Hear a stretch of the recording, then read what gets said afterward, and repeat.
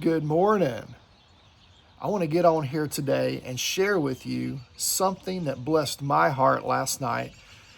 Last night, I took my family out to eat over in Hickory, and our waitress was so friendly, so sweet, and young lady. And when I paid, she gave my wife and I a card, and on that card, she said, "I do this to everyone I serve.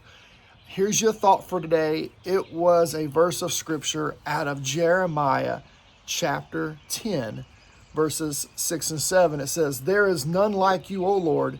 You are great, and your name is great in might.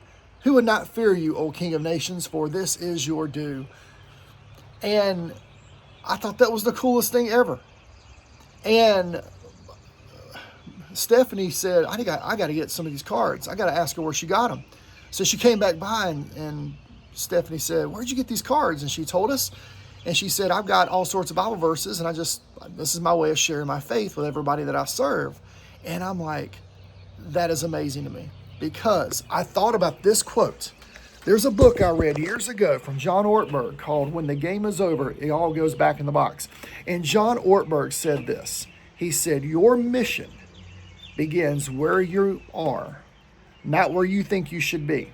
Because sometimes we think that our job, our position, wherever we are in life is a barrier or an obstacle for keeping us from doing our mission. And that's not true. Because our mission, whatever God's called you to do, because the goal is sharing the gospel, if you know Christ, it begins where you're at today, not where you think you should be.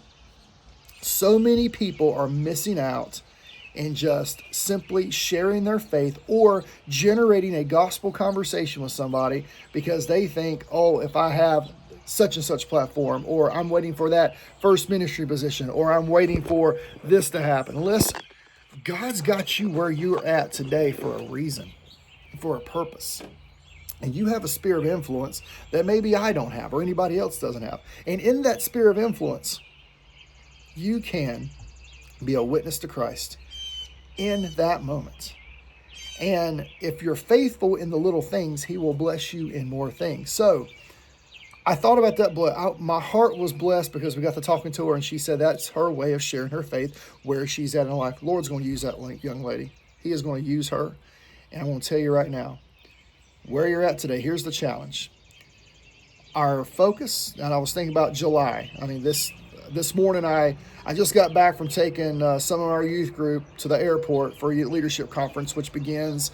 I'm going on a missions trip next week, and we got camps and things like that. But our goal as a church, my goal as a pastor, our goal as a church is to present the gospel message and to equip us to present that gospel message in this world to be salt and light to those who need Christ. So with that in mind, where you're at today, when you go to work, wherever you're at today, your mission, the mission of proclaiming Christ, being Christ to this world, drawing others to Christ, your mission begins where you are at, not where you think you should be. So where you're at today, be inventive, be creative, find a way to share Christ or generate that gospel conversation with somebody. I just want to share that with you. Bless my heart. Have a great Friday and have a great weekend. See you on Monday.